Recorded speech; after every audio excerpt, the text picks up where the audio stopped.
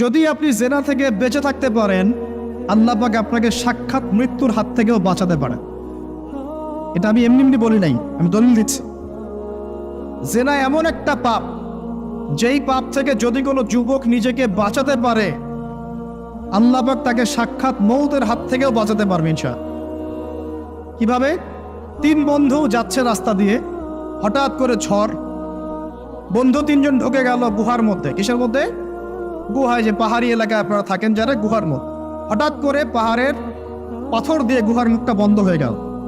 এখন খোলার কোনো অপশন নাই। সবাই বলছে এখন 3 জন, এখন তো আমরা বের হতে পারবো না। সবাই সবার নেক আমলের ওসিলা দিয়ে আল্লাহর কাছে দোয়া করো। কিসের ওসিলা দিয়ে? নেক আমলের ওসিলা দিয়ে দোয়া করতে হয়। যে হাদিস, এই ছেলে বলছে, যুবক ছেলে, আল্লাহ আমার একজন চাচাতো বোন ছিল। কে ছিল?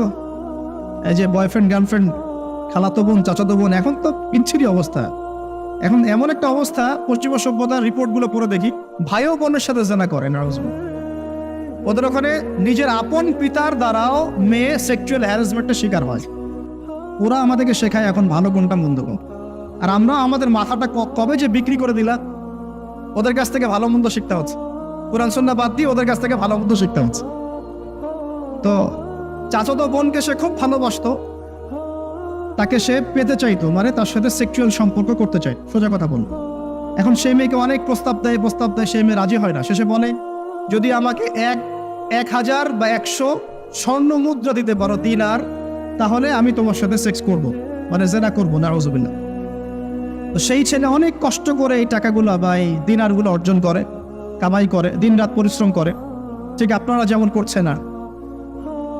তো এরপর সে তার স্বর্ণ মুদ্রা দেয়, দিয়ে বলে যে এখন আমাকে আমার কাজ করতে দাও। তখন সেই মেয়ে রাজি হয়। ঠিক যে মুহূর্তে তারা সেক্সুয়াল সম্পর্কটা করবে, ঠিক ওই মুহূর্তেই এই মেয়ে বলে ওঠে, হে আল্লাহর বান্দা, আল্লাহকে ভয় করো। আমি সারা জীবন আমার সতীত্বকে ধরে রেখেছি, কাউকে দেইনি। আমি কারোর সাথে এরকম অন্যায় করি নাই। আমি খারাপ মেয়ে নই। তুমি আমার ইজ্জতটা নষ্ট করো না। কে বলছে কথা? মেয়ে। ওই অবস্থা থেকে কি একটা ছেলের উঠে আসা সম্ভব? এটা কি এতটাই সহজ? এটা কিন্তু সহজ না। সত্যি কথা বলতে এই বিষয়টা কিন্তু এতটাও সহজ না। যারা অবিবাহিত তারা হয়তো বুঝতে পারবে না, বিবাহিতরা বুঝতে পারছে। তো ওই অবস্থা থেকে সেই টাকাগুলো না নিয়ে সেই স্বর্ণ মুদ্রা মেয়েকে দিয়ে ওখান থেকে সেই ছেলে উঠে আসে আল্লাহর ভয়ে। সে এখন গুহার মধ্যে আটকা পড়েছে, আল্লাহকে বলছে, আল্লাহ, ওই দিন ওই কাজ যদি তোমার সন্তুষ্টির জন্য করে থাকি, আজকে আমাকে মৃত্যুর হাত থেকে বাঁচাও। সমস্ত পাথর তপ করে সরে গেল বন থেকে। এটা কিন্তু কোনো গাল গল্প নাই, এটা বনু ইসরায়েলের ঘটনা, সত্য ঘটনা। এই হাদিস থেকে আমি আপনাকে দলিল দিচ্ছি যে যদি জেনার মতো পাপ থেকে আমি সরে আসতে পারি, সাক্ষাৎ মৌত থেকে আল্লাহ বাঁচাতে পারে। প্রিয় ভাই, সেই যুবক আরশের ছায়া ছায়া পাবে যে তার যৌবনকালটাকে আল্লাহর পথে কাটিয়েছে, এবং যাকে কোনো সুন্দরী মেয়ে জেনার জন্য আহ্বান করে, সে বলে আমি আল্লাহকে ভয় করে। আমরা তওবা করি, আমরা কোনো প্রকার জেনার পাবে যাব না ইনশাআল্লাহ। যদি হারাম কোনো সম্পর্ক থেকে থাকে, আজকেই এই নাম্বার ডিলিট করে ফেলতে হবে। আল্লাহ পাক তৌফিক দান করুন। ডিলিট করার আগে আবার ফোন করে বলেন না যে আজকে থেকে আর কথা বলবো না, তাহলে এই কথা আর কোনোদিন শেষ হবে না। একবারই বন্ধ, ডিসকানেক্টেড। কার জন্যে? আল্লাহর জন্যে। এবং এটা করার পরে আল্লাহকে বলতে হবে, আল্লাহ, শুধু তোমার ভয়ে এবং তোমার সন্তুষ্টি পাওয়ার জন্যে আমি জেনা থেকে বেরিয়ে আসলাম। আল্লাহ, তুমি আমাকে হেদায়েত দাও, ঈমান দাও, আমল দাও, এবং তোমার রাস্তায় আমাকে বেহিসাব রিজিক দাও। এবং নেককার কুমারী, নেককার প্রেমময়ী, তাকওয়াবাদ, মুত্তাকি একজন স্ত্রী আল্লাহ তুমি আমাকে দান করো ইনশাআল্লাহ। আল্লাহ পাক আপনাকে দান। আল্লাহ পাক দান। আল্লাহ পাকের জমিন প্রশস্ত, আল্লাহর হাত প্রশস্ত। আল্লাহর হাতকে সংকীর্ণ মনে করবেন না, আল্লাহর জমিনকে সংকীর্ণ মনে করবেন না। আল্লাহ পাক যাকে ইচ্ছা বেহিসাব রিজিক দিতে পারে ইনশাআল্লাহ। আল্লাহ পাক আমাদের সবাইকে বেহিসাব রিজিক দান করুন বলি আমিন। নবী সাল্লাল্লাহু আলাইহি ওয়াসাল্লাম বলেছেন, কিয়ামতের মাঠে আল্লাহ পাক 7 শ্রেণীর মানুষকে এই আরশের ছায়ায় ছায়া দিবেন। কত শ্রেণী?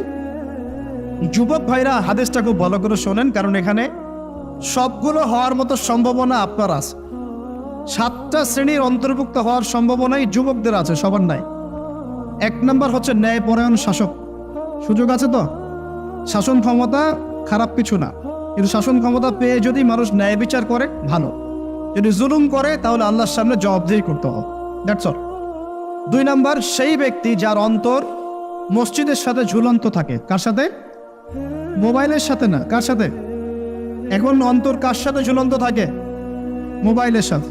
মসজিদের সাথে অন্তর ঝুলন্ত মানে কি? এটা কি সত্যি সত্যি কলিজে ঝুলা আছে? এটা রূপকথা। মানুষ তো রূপক অর্থ বুঝতে পারে না এখন।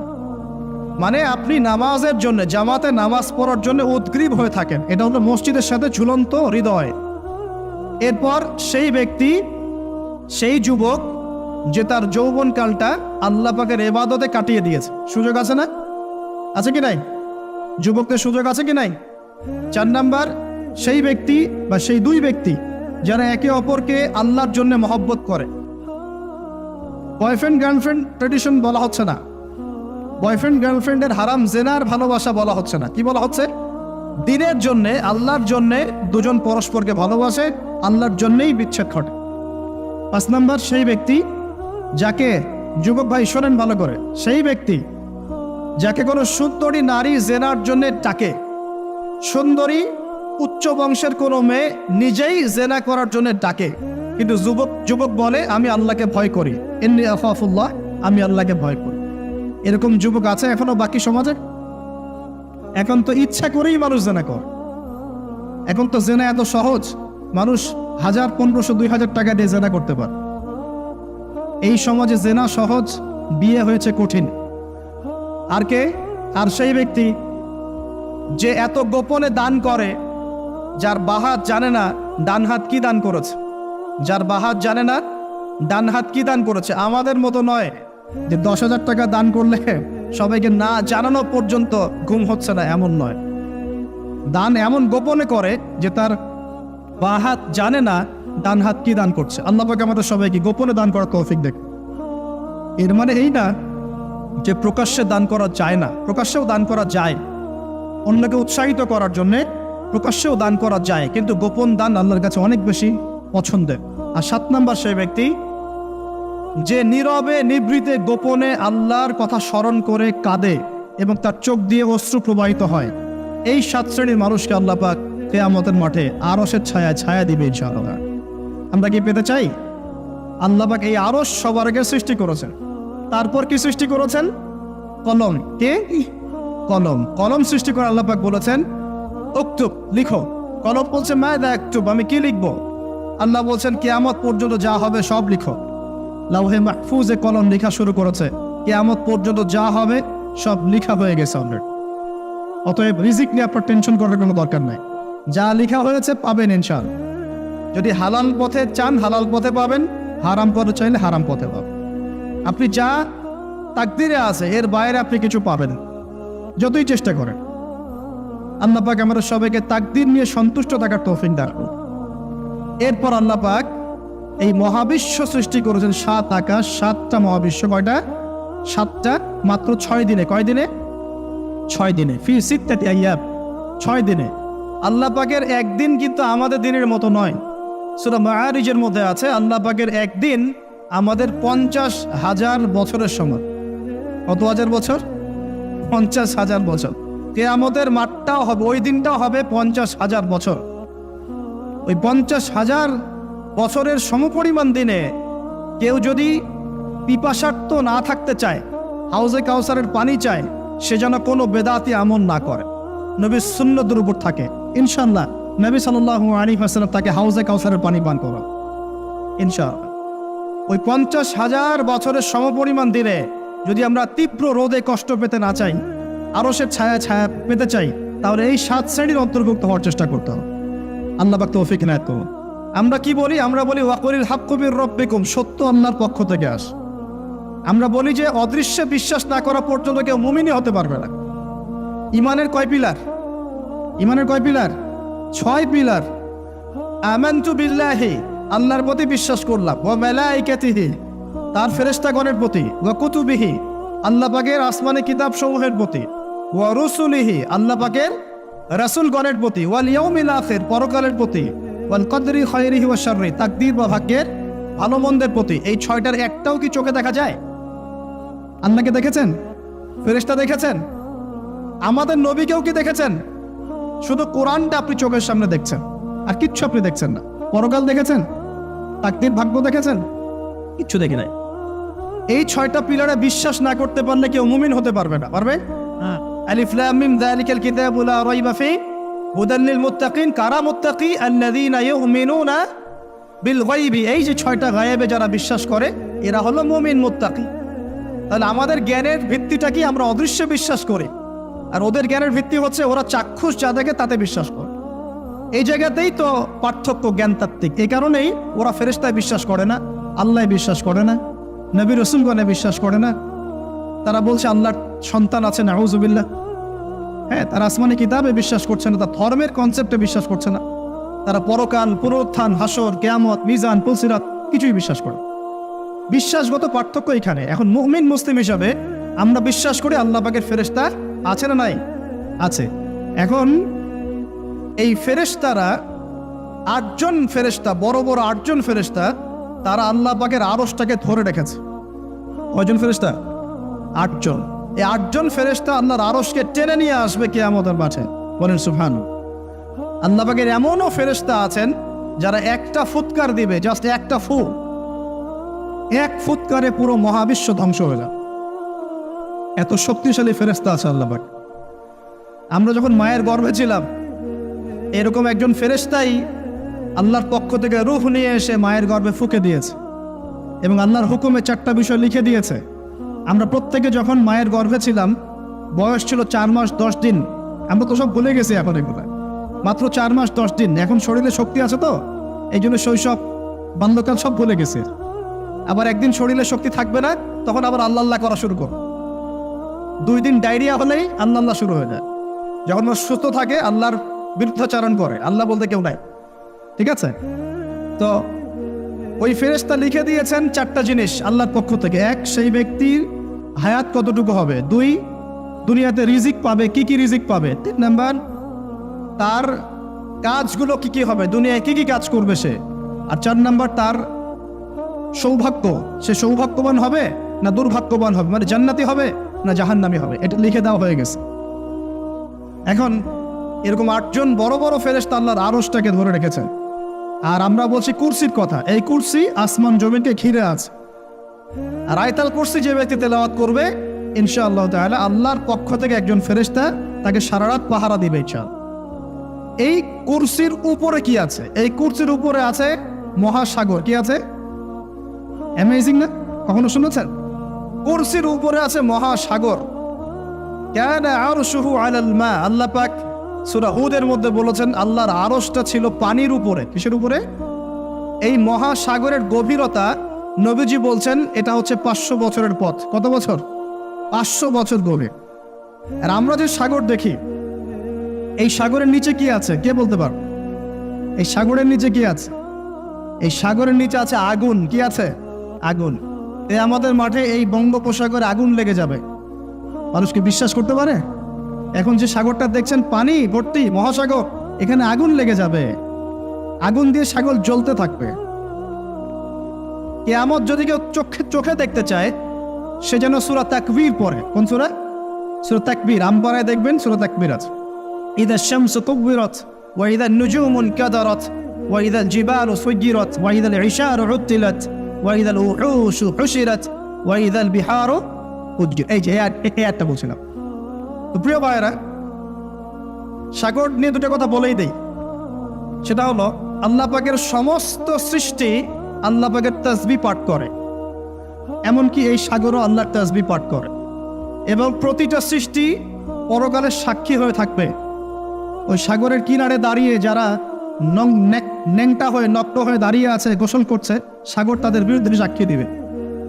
ওখানে দাঁড়িয়ে যারা গাঁজা খাচ্ছে, ফেন্সিডিল খাচ্ছে, ইয়াবা খাচ্ছে, সমকামিতা করছে, গান বাজনা করছে, সাগর ওদের বিরুদ্ধে সাক্ষী দিবে।